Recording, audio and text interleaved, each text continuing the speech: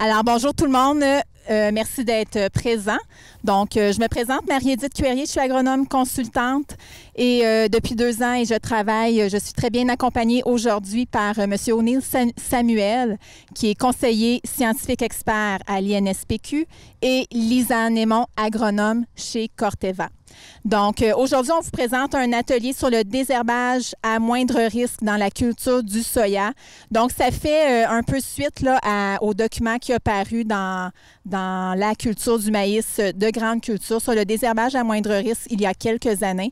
Et c'est également en réponse à la stratégie phytosanitaire québécoise en agriculture, dont l'objectif principal est de réduire de 25 % les risques liés à l'utilisation des pesticides. Donc, pourquoi on parle de soya aujourd'hui? Donc, vous savez, le soya occupe de très grandes superficies au Québec. Donc, c'est la deuxième culture en importance au Québec. On parle en 2018 d'environ 360 000 hectares en culture, dont 100 000 hectares en soya IP et environ 260 000 en soya génétiquement modifié. Si on regarde au niveau du bilan des ventes des pesticides, donc j'ai sorti quelques statistiques. Donc, au niveau des 10 principaux ingrédients actifs qui contribuent le plus à l'indice de risque pour la santé au niveau à usage agricole en 2017, on retrouve dans le tableau, parmi les 10 ingrédients, on retrouve 3 herbicides qu'on peut utiliser dans le soya, entre autres. Donc, on a le S-métolachlore qu'on utilise également dans le maïs, le glyphosate et le linuron, donc qui contribuent respectivement pour 10,7 %, 5,9 % et 5 % de l'indice global relié à la santé. Même tableau, cette fois-ci, les 10 principaux ingrédients actifs, mais qui contribuent le plus aux indices de risque pour l'environnement en 2017, toujours dans le milieu agricole. Donc, cette fois-ci, parmi les 10 ingrédients actifs, on retrouve 7 ingrédients qu'on va appliquer, entre autres, dans le soya. Donc, on a le S-métolachlore, on a le limazétapir, le chlorimuron éthyle, la métribuzine, le diquat qu'on utilise, entre autres, comme dessicant, le glyphosate et le fomésafène. Donc, je vais passer la parole à M. Samuel, qui est derrière l'outil qui sert à calculer les indices de risque pour la santé et l'environnement. En fait, bonjour à tous. Je vais vous faire une courte introduction des outils d'aide à la décision qu'on a développés, parce qu'on pourrait en parler longtemps, mais mon but aujourd'hui, c'est peut-être de vous sensibiliser, de répondre à une question. Pourquoi on devrait utiliser des outils comme ça, des outils d'aide à la décision qui visent à réduire le risque alors que ces produits-là sont homologués, ont passé à travers la batterie de tests de Santé Canada, sont mis en marché et en théorie, ils devraient être sécuritaires. Donc, il y a déjà longtemps, ce n'est pas des connaissances récentes qu'on a, il y a déjà longtemps qu'on a commencé à s'apercevoir qu'en situation d'utilisation, les pesticides pouvaient être problématiques, d'une part pour la santé des utilisateurs et même de la population générale, mais aussi pour l'environnement. Et à partir de ce moment-là, dans une approche de prévention, quand on donnait des conseils, que ce soit aux producteurs agricoles ou aux travailleurs agricoles en général, on disait toujours, essayez de choisir les produits les moins dangereux, les moins à risque. Et il y avait une raison simple, c'est qu'en prévention, on sait très bien que ce qui est efficace pour réduire les risques, c'est les actions à la source, donc les actions directement par le remplacement, par exemple, de pesticides par des approches alternatives ou ce qu'on appelle la substitution. Et c'est ce à quoi servent les outils qu'on a développés. L'IRPEC, l'indicateur de risque des pesticides du Québec, et Sage Pesticides. Donc, à substituer des produits à risque plus élevé vers des produits à plus faible impact. C'est un travail qui a été amorcé depuis longtemps. On a travaillé beaucoup parce que c'était pas une mince tâche de développer des outils de ce genre-là. Il fallait d'abord documenter les produits, documenter la toxicité tant aiguë à court terme, donc tous les effets cutanés, respiratoires par ingestion à court terme, mais surtout, ce qui est peut-être le plus néfaste pour les travailleurs agricoles, c'est les effets à long terme. Donc, on peut parler de cancer, d'effets génétiques, d'effets neurotoxiques comme le Parkinson, par exemple, ou d'autres maladies sur la reproduction, par exemple. Et la littérature est de plus en plus documentée, justifie de s'attaquer à ce problème-là, même si les produits ont été homologués. Quand on va homologuer un pesticide, on voit quand même des risques souvent. Dans les scénarios d'exposition qui sont faits dans le cadre des analyses de risque, il est possible qu'on voit des risques, mais on va introduire des mesures d'atténuation de façon à réduire ce risque-là. Pour l'environnement, pour la sécurité, protection de l'environnement, ça peut être l'instauration de bandes de protection près des cours d'eau.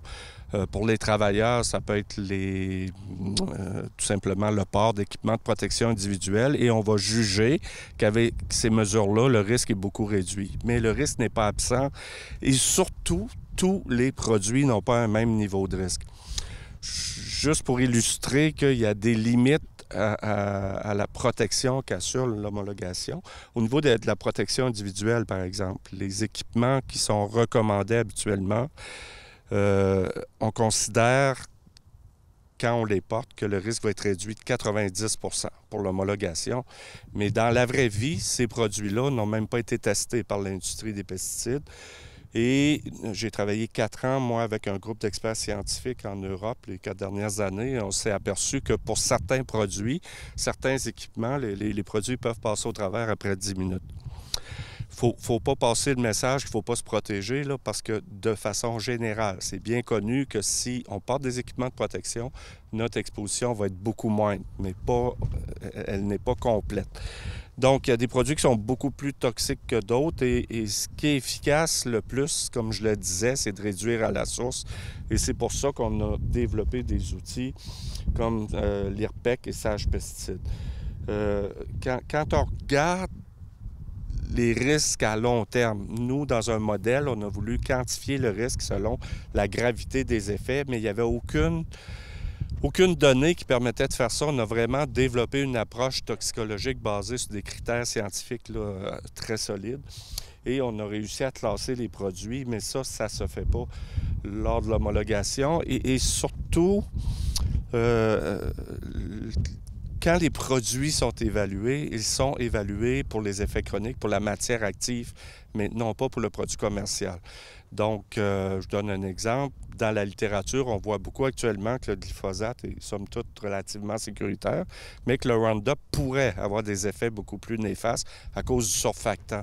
Mais ça, ce n'est pas vraiment évalué lors de l'homologation. Donc, c'est des produits utiles pour vous autres, des produits dont on peut difficilement se passer, mais qui ne sont pas absents de risque.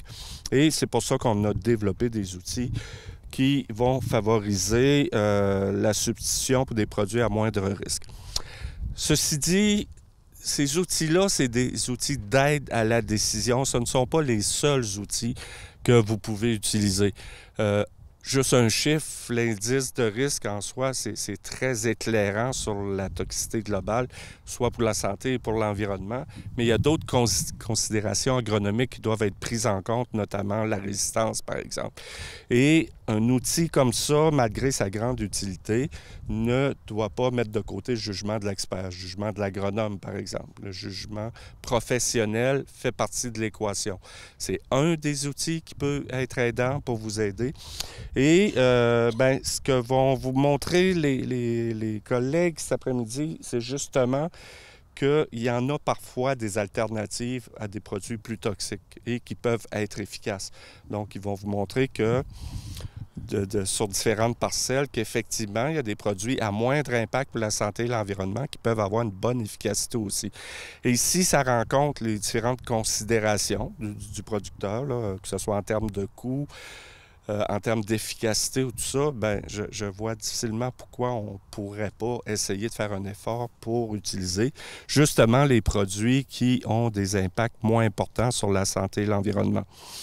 Parce que ça n'a pas d'effet que sur celui qui les applique, mais ça a de l'effet, je crois que je l'ai dit même, mais je reviens là-dessus, c'est important au niveau du milieu de vie de la ferme. Une ferme, c'est pas un lieu de travail uniquement, c'est un milieu de vie, la famille, tout ça, puis les enfants, puis tout ça. Donc, et tout l'impact sur l'environnement, ça peut être extrêmement important.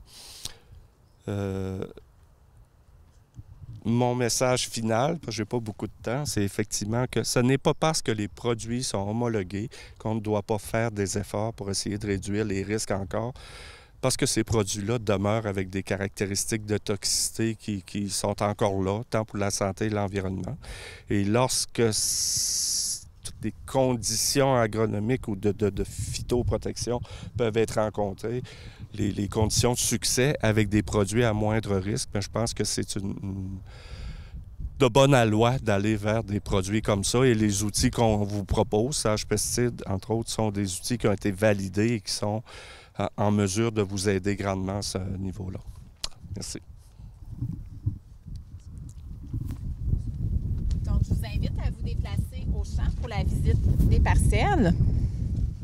Donc, je vais commencer. À l'intérieur de votre pochette, vous avez le protocole. Donc, on a 20 traitements en démonstration au champ. Donc, je remercie en fait le programme Prime Vert Volet 4. Donc, c'est une aide financière venant du programme Prime Vert Volet 4.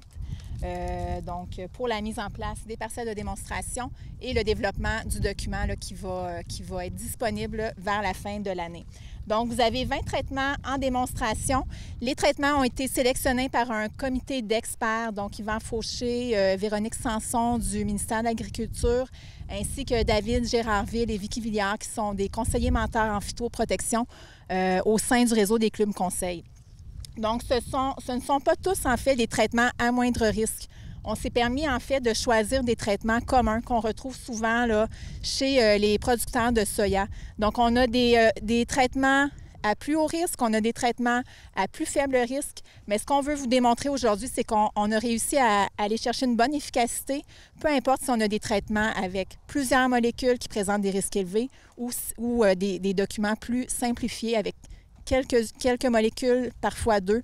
Donc, on arrive avec des indices plus faibles et on arrive à des bons résultats. Donc, vous avez également le plan des parcelles. Donc, on a les parcelles 101 à 110 et parcelles 111 à 120. Donc, on va débuter avec notre témoin enherbé. Donc, pour faire des essais de ce type, donc quand on veut évaluer l'efficacité d'herbicides au champ, donc c'est important d'avoir un témoin qui contient des mauvaises herbes. Donc, normalement, en centre de recherche, c'est très peu enherbé. Donc, pour être certaine d'avoir des mauvaises herbes, on a semé une certaine quantité de mauvaises herbes. Donc, on a semé, je vais reprendre le micro, merci. On a semé de la petite herbe à poux, donc on a stratifié au préalable, donc dans du sable humide pendant quelques semaines pour lever la dormance et pour faciliter la germination. Ensuite, on a semé également de l'amarante de Powell, donc quand même plusieurs milliers de graines là, dans une seule parcelle. On a semé de la cétare géante et du pied de coque. Donc, on arrive à avoir une bonne pression dans notre témoin enherbé qu'on a ici et également ici. Donc, on a environ, vous voyez, là, entre les rangs, là, on a une bonne pression de mauvaises herbes, donc facilement un 35 %. Donc, majoritairement de l'amarante, un petit peu d'herbe à poux. Le site contenait naturellement un petit peu de chénopode blanc, mais il n'y en a pas énormément, et de la cétare géante et du pied de coque.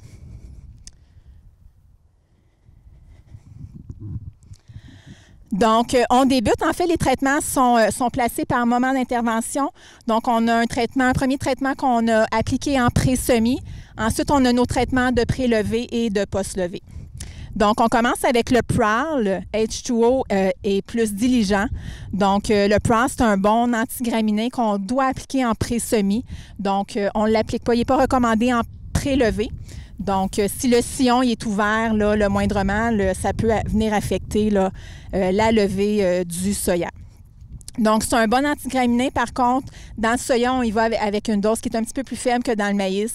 Donc, c'est sûr qu'on a quelques graminées. Donc, le PRAL, la pendimétaline, c'est un herbicide qui est bon pour les graminées annuelles, mais pas autant que le S-métolachlore ou le dimètre. Le PRAL est accompagné également du diligent. Oui, diligent, dans le fond, qui était initialement le gardien plus 2. Donc, on avait le glyphosate, le classique, puis la flumioxazine. Maintenant, on a enlevé le glyphosate du trio, donc le duo devient diligent. Donc, le classique qui va être très bon sur l'herbe à poux, le souchet, on va avoir un effet sur notre pissenlit. Son talon d'Achille, c'est le chou gras. Donc, on veut toujours aller, lorsqu'on a une problématique de chou gras, là, combler sa faiblesse. Donc, ici, avec la flumioxazine, on vient régler le problème. Puis, en plus, on a le prâne qui est, oui, très bon sur les graminées, mais qui a aussi une efficacité sur le chou gras. Donc, ça nous amène groupe 3 et groupe 14 qui vont avoir un effet. Donc, on a vraiment un trio là, de matières actives efficaces et complets.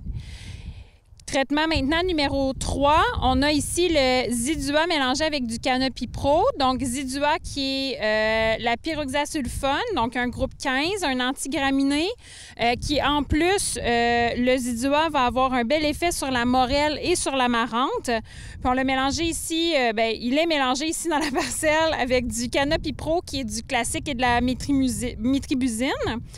Le Canopy Pro, c'est vraiment un mélange qui est beaucoup utilisé en Ontario, qui va avoir une belle résidualité, un bel effet. Son talon d'Achille, c'est la morelle. Donc, un beau mélange dans le Zidua qui va avoir un effet sur la morelle. Donc, classique métribuzine qui va avoir un bel effet sur l'herbe à poux. Donc, avais-tu des commentaires, Marie? Les indices de levée les indices de risque sont modérés. On l'a entendu? On l'a entendu! Donc, ensuite, Zidua, traitement numéro 4 ici, Zidua First Rate. Donc, Zidua, on vient de le mentionner, l'antigraminé qui a un effet sur la morelle et aussi la marante. First Rate, du chloransulam méthyle, un groupe 2. Le First Rate, c'est une matière active qui est là depuis un certain temps.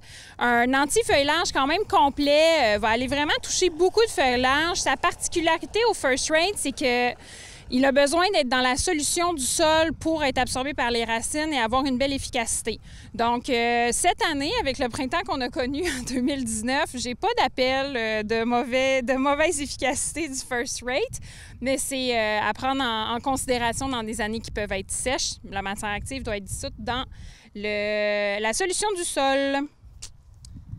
Donc, toujours à la droite de notre étiquette, donc les 4 ans devant moi, on a le Fierce qui est du flumioxazine, donc le Valtera, qu'on connaît sous le nom de Valtera, avec le pyroxasulfone, donc des groupes 14 et des groupes 15. Donc, groupe 14 et 15, c'est réputé pour être un petit peu plus difficile sur le soya, un petit peu plus toxique que d'autres mélanges. Ce qui est important à retenir, c'est que le Fierce, on doit toujours l'utiliser à la petite dose. Donc, c'est le commentaire de Gilbert Brault de New Farm. Donc, toujours utiliser la petite dose qui est 85 grammes à l'acre et non la grosse dose à l'étiquette. C'est un produit aussi qu'on aime bien en semi-direct, étant donné que le semi-direct va retenir la matière active là, au niveau des premiers centimètres de sol. On le recommande moins là, on le recommande pas en fait dans les sols qui sont travaillés profondément. La petite faiblesse du Fierce, c'est en fait l'herbe à poux. Donc, on en voit quelques-unes dans la parcelle. À la base, notre témoin enherbé ne contenait pas beaucoup d'herbe à poux. Donc, une petite faiblesse du Fierce. Petite faiblesse également au niveau de la renouée persicaire et de la butylon. Donc, si on a il y a certains sites là, dans la région ou dans vos régions qui contiennent très peu d'herbe à poux. Donc, on peut se permettre de faire un Fierce tout seul. Donc, c'est un petit peu l'objectif de la démonstration aujourd'hui. C'est justement de réduire souvent là, le nombre de matières actives dans les mélanges. Donc, retirer certains ajouts là, qui ne sont pas toujours nécessaires. Donc, ça fait le tour. Donc, si vous avez un site qui contient en fait de l'herbe à poux, on pourrait ajouter de la métribuzine ou du broadstrike. Donc, c'est des combinaisons qu'on voit souvent là, en prélevé ou simplement faire le Fierce en prélevé et au besoin d'intervenir en post-levé pour contrôler les feuillages qui auront échappé au traitement. C'est sûr, quand on parle d'herbicide de prélevé, ça prend toujours, là, règle générale, là, de la pluie là, dans les 7 jours qui vont suivre le traitement.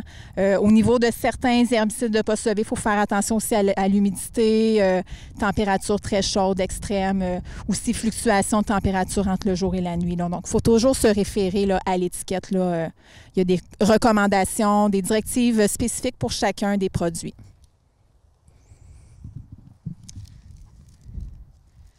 Donc, on continue avec le traitement numéro 6, donc toujours en prélevé. Donc, on a l'autorité suprême. Donc, l'autorité suprême, c'est du sulfentrazone, qui est un groupe 14. Donc, il va aller viser les mauvaises herbes à feuillage avec du pyroxasulfone, qui est un antigraminé assez complet, donc du groupe 15.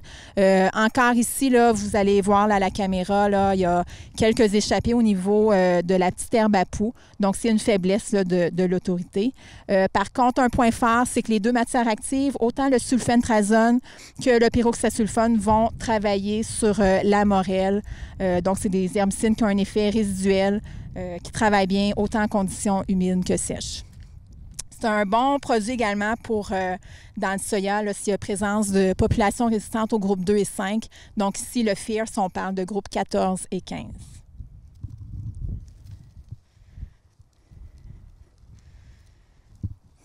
Donc, on poursuit traitement numéro 7, toujours en prélevé, le Triactar, donc produit de New Farm qui est très complet, donc contient quand même 3 matières actives. L'imazétapir qui va aller contrôler les graminées annuelles, le Tricar qui est de la métribuzine et du Valtera, donc qui est la flumioxazine, groupe 14.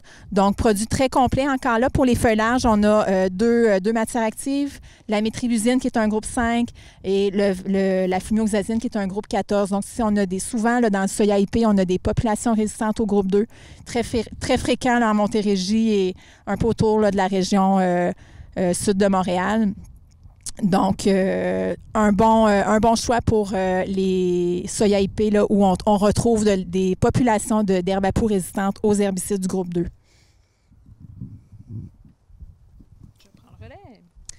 Donc, traitement numéro 8, on retrouve le Boundary liquide, donc du S-métolachlore avec la métribuzine. Donc, on a un groupe 15 et un groupe 5. Ce qu'on voit dans le champ, ça va être vraiment un mélange de, par exemple, Boundary Freestyle. Ici, il a été utilisé seul. Le Boundary va quand même toucher, c'est un bon antigraminé. On va aller toucher certaines feuilles larges. Donc, c'est pour montrer qu'en présence, là, lorsqu'on connaît notre bassin de mauvaises herbes, le Boundary seul, on le voit ici, a quand même eu une très belle suppression des mauvaises herbes. Donc, puis le S-métolachlore qui va augmenter là, nos indices de risque, mais qui a un beau choix d'antigraminées.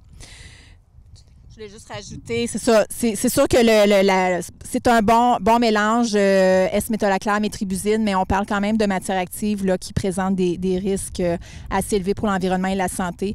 Donc, c'est un choix, mais il y a quand même d'autres alternatives. Donc, si on travaille encore avec le Boundary. Donc, on travaille toujours avec le dual métribuzine. On a ajouté le Komen. Le pourquoi du Komen, c'est que c'est un herbicide qui est méconnu dans la culture du soya, mais qui présente aussi des risques modérés à élevés, puis qui est très dispendieux. Donc, c'est un herbicide qu'on retrouve plus dans les cucurbitacées. Par contre, on l'a amené aujourd'hui juste pour vous le faire connaître, là, vu que c'est un herbicide qui appartient au groupe 13. Donc, c'est une vieille molécule, mais c'est pour peut-être dans quelques années, quand il y aura des problématiques sévères là, de résistance, ça pourrait être une solution. Mais ce n'est pas nécessairement un herbicide là, qu'on veut vous encourager à utiliser, étant donné qu'il présente des indices élevés. Puis aussi, faire attention avec le Komen, avec ses risques de volatilité. Donc, on arrive au traitement 10, le Freestyle. Donc, dans le Freestyle, on retrouve le classique, notre chlorimulon éthyle et l'imazétapir, donc un pursuit. Donc, on va avoir là, quand même un bel effet sur les feuilles larges. On va avoir une résidualité d'environ 4 semaines. On voit qu'il y a quelques échappées de graminées. C'est pas on l'a mentionné tantôt, il est souvent mélangé avec le Boundary pour lorsqu'on a besoin d'un appui contre les graminées. Aussi, une petite note avec le Freestyle. Ici, il a été appliqué en pré, mais il peut l'être aussi en poste. Il y a un addenda à l'étiquette en mélange avec le glyphosate. On peut aller le mettre jusqu'à 3 trifoliés. Donc, c'est possible de le mettre en poste en ajustant la dose, dans le fond, d'une caisse à 30 acres au lieu d'une caisse à 20 acres. Donc, c'est une option. Je vais rajouter un petit commentaire. Donc, c'est ça, comme je vous disais tout à l'heure, donc on s'est permis ici de d'utiliser des mélanges plus simplifiés. Donc, souvent, on retrouve Boundary Freestyle dans les champs des producteurs. Donc, ça veut dire qu'on parle de 4 matières actives. Boundary, le S-métolachlore, groupe 15 pour les graminées, la métribusine, groupe 5 pour les feuilles larges.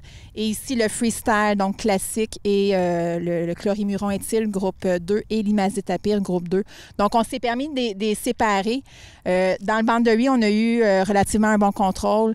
C'est sûr qu'ici, Freestyle, classique, imazétapyr, on a quelques échappées de graminées annuelles, mais pour des sites qui ont de faibles populations de graminées, ça peut être une belle solution également là, à moindre risque.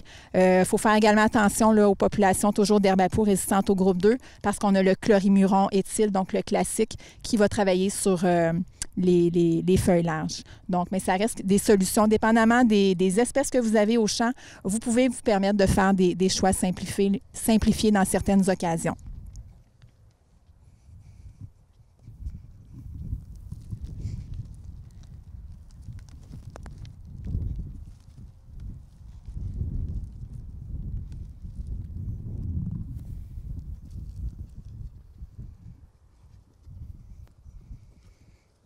Donc là, je vais me placer en début de parcelle. Vous avez les 4 rangs devant moi. Donc, on a Frontière Freestyle. Donc, tout à l'heure, on avait seulement Freestyle. On voyait derrière vous, vous avez, il y a quelques graminées qui ont échappé au traitement. Donc, on avait l'imazétapyr qui venait travailler sur les graminées annuelles. Donc, ici, on a rajouté le Frontière qui est un groupe 15, le diméthénamide, qui vient renforcer l'action sur les graminées annuelles. Donc, c'est un très bon mélange, très, très complet. Qui présente là, des indices de risque l'IRS à 121 et IRE à 129. Ici, on poursuit. Donc, tout à l'heure, on avait Frontière Freestyle. Donc, on est rendu avec du Frontière Conquest. Le Conquest contient 2 matières actives, l'imazétapyr et la métribusine. Donc, c'est sûr qu'avec l'ajout de la métribusine, on vient augmenter les indices de risque pour la santé, pour l'environnement. Donc, c'est un mélange très complet, donc qui va contrôler autant là, les graminées que les feuilles larges. On travaille également pour le contrôle des feuilles larges, on travaille avec un groupe 2. L'imazétapyr et un groupe 5, la métribusine. Donc, très bon là, pour prévenir la résistance aux herbicides du groupe 2. Oui, donc ici, on est au Frontière Max avec First Rate. Donc, notre groupe 15, notre Frontière Max, puis notre groupe 2, First Rate. Donc, on a déjà pas mal décrit les matières actives. Je ne sais pas si on voulait rajouter des commentaires. En fait, Frontière First Rate donc présente des indices faibles, donc IRS de 107, IRE de 40. Donc, pour des champs, là, Frontière va chercher les graminées annuelles, le First Rate qui est un groupe 2. Donc, c'est sûr que pour des producteurs qui ont de la résistance, donc on voit beaucoup de résistance de la part de l'herbe à poux groupe 2, c'est pas un choix qu'on recommande, mais pour des champs qui sont faiblement infestés au niveau de l'herbe à poux ou qui n'y a pas de danger là, de résistance, ça peut être un bon choix.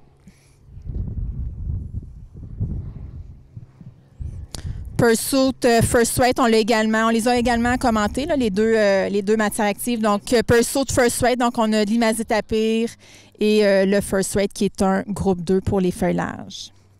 C'est sûr que ce mélange-là, on pourrait avoir là, des échappées au niveau des graminées annuelles. Ce n'est pas le traitement le plus efficace contre les graminées. Mais les indices tout de même intéressants, IRS de 11, IRE de 93. Ensuite, on est allé tout simplement avec un seul passage de glyphosate. Donc, les forces, donc c'est au niveau du coût, c'est une solution économique pour quelqu'un qui veut un traitement à moindre coût. Donc, c'est facile d'usage, les indices sont faibles. Au niveau de la faiblesse de ce traitement, donc un seul passage, donc ça nécessite qu'on attende que les mauvaises herbes soient levées pour intervenir. Donc, il peut y avoir là, de certaines pertes de rendement là, durant la période critique sans mauvaises herbes là, qui va jusqu'à la 3e trifoliée. Donc, on encourage également là, les producteurs, quand on opte pour un usage là, unique de glyphosate, donc on encourage les producteurs à éviter de refaire un seul passage de glyphosate l'année suivante, donc de faire une rotation de groupes d'herbicides. Donc, ce qui est intéressant avec le glyphosate, c'est de lui rajouter une matière active qui va amener une résidualité. Donc, on a ici le Roundup, le glyphosate avec un pursuit, donc l'imazithapyr. Donc, l'imazithapyr qui va aller toucher les graminées, qui va aller toucher certaines feuilles larges, dont le chou gras, puis qui va nous amener une résidualité. Là, on peut parler d'environ 4 semaines. Donc, c'est très intéressant. On va aller bonifier, dans le fond, notre herbicide de contact avec le deuxième groupe. Puis, on l'a aussi plus loin. On va y revenir. On l'a mélangé aussi plus loin avec le classique, dans le fond, glyphosate classique dans notre gardien max. Mais en fait, on oublie d'en parler. Les traitements de prélevés, il n'y a aucun effet phytotoxique qui ont été observés. Au niveau des traitements de post-levée, on a fait les traitements il y a exactement 2 semaines. Donc, on est à 2 semaines après traitement et on est intervenu au stade 2e trifolié. Donc, vous pouvez voir, là, quand on parlait de Roundup Pursuit, ici, on est rendu avec Glassur Pinac Reflex.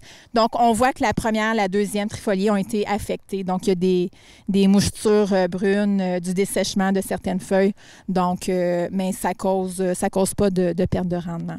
Donc, si Assure, Pinac et Reflex. Donc, c'est un mélange de dépannage dans le soya IP. Donc, c'est sûr qu'on préfère intervenir en prélevé pour avoir aucune mauvaise herbe au champ là, du stade prélevé au stade 3e trifolié. Par contre, ça reste un très bon traitement avec des indices qui sont faibles, IRS de 116, IRE de 83. Donc, il faut intervenir quand même quand les mauvaises herbes ne sont pas trop grosses. Mais dans l'ensemble, ça a bien désherbé là, les mauvaises herbes annuelles. Petite note aussi, c'est intéressant, le Assure 2 qui est un groupe 1, donc c'était le seul groupe 1 des essais ici en démonstration. Faire attention, c'est vraiment un bon antigraminé complet, là, le Assure 2, mais il peut avoir des effets antagonismes avec certains antifeuilles larges, donc puis son efficacité peut être réduite. Donc en mélange en cuve avec par exemple un classique, un Pursuit ou même un herbicide d'un groupe 4, l'herbicide feuille large va réduire l'efficacité de l'Assure. Donc l'idéal, c'est d'attendre là, quelques jours entre les 2 passages puis de passer notre Assure 2 plus tard. Mais vous pouvez aussi, l'étiquette le propose là, de faire votre mélange avec, par exemple, si ma mémoire est bonne, c'est le Pursuit sur l'étiquette, puis de mettre la grosse dose d'Assure. Mais si vous voulez éviter l'effet d'antagonisme, c'est de faire 2 passages et de ne pas les mélanger en cuve. Vous avez ici le dicamba avec le glyphosate. Dans le fond, comme l'a mentionné Marie-Édith, ce n'est pas un soya qui est externe, donc c'est un soya Roundup Ready. Puis la dose de dicamba, dans le fond, c'est 1 % de la dose, puis on voit qu'il y a quand même un effet de phytotoxicité. Le dicamba est une matière active qui est difficile à digérer pour le soya, puis qui est très stressante. Donc, les feuilles le capping, puis on a aussi les points de croissance qui sont atteints. Par contre, les mauvaises herbes ont été bien contrôlées. Donc, faites attention. Un groupe 4, c'est intéressant dans le soya d'avoir la possibilité d'utiliser un groupe 4, mais encore un petit watch-out avec le dicamba qui est très volatile, qui est sujet à la dérive, puis qui est stressant pour le soya. Donc, un champ de soya IP, par exemple, là, voisin, où il peut avoir un déplacement de la molécule, puis aussi à des températures élevées, là, au-dessus de 30 degrés, on peut pas, autour de 30 degrés, on ne peut pas arroser le dicamba. Donc, juste faire attention si vous tournez puis recommandez du dicamba. Donc ici, on en parlait tantôt du mélange avec le glyphosate. Dans le gardien max, le glyphosate est mélangé avec le classique, donc notre chlorimulon éthyle. On voit que le laitron a eu mal à la tête, mais qui s'en est remis. Donc, le classique on peut utiliser, dans le fond, là, un collant du type Agral ou AgSurf pour nous aider pour vraiment aller avoir une meilleure efficacité puis un meilleur contrôle de nos vivaces coriaces. En poste, par exemple, on fait attention, ça peut être chaud, donc on peut y aller, par exemple, là, à 1 litre par millilitre de AgSurf ou de Agral, mais on voit quand même que le classique sur le laitron a eu une belle efficacité. Et le dernier, mais non le moindre, champ propre, qui est du Bazagran Forte avec du Pursuit. Donc, Bazagran Forte, dans le fond, qui est de contact. Juste être sûr de ce que je dis. Oui! De contact, feuille large, on va être très belle efficacité contre les moutardes. Le Galin Saugacilier, qui est une grosse problématique. Va avoir une belle efficacité aussi sur le chou gras. Il faut un bon recouvrement, c'est de contact uniquement, mais lorsque mélangé dans le fond avec notre imazithapyr qui va nous amener une résidualité, ça fait un beau duo. Tout à fait. Donc, je vais dire le mot de la fin. Donc, l'objectif aujourd'hui, c'était de vous démontrer qu'on est en mesure de bien désherber notre culture du soya. Donc, en substituant certaines matières actives pour d'autres, des fois en retirant certaines matières actives. Donc, on a des traitements à plus haut risque, on a d'autres à faible risque. Mais dans l'ensemble, on peut facilement dire qu'on n'a même pas 10 % de pression de mauvaises herbes dans nos parcelles. Donc, à ce niveau d'infestation-là, c'est très acceptable pour un producteur. Il n'y a pas réellement de perte de rendement. Donc, c'est à vous, les conseillers, les techniciens agronomes, d'aller bien dépister les champs, de bien connaître ce que vous avez au niveau des espèces chez vos clients et d'aller choisir là, des herbicides en fonction des indices de risque. Donc, je vous remercie pour votre présence. Merci.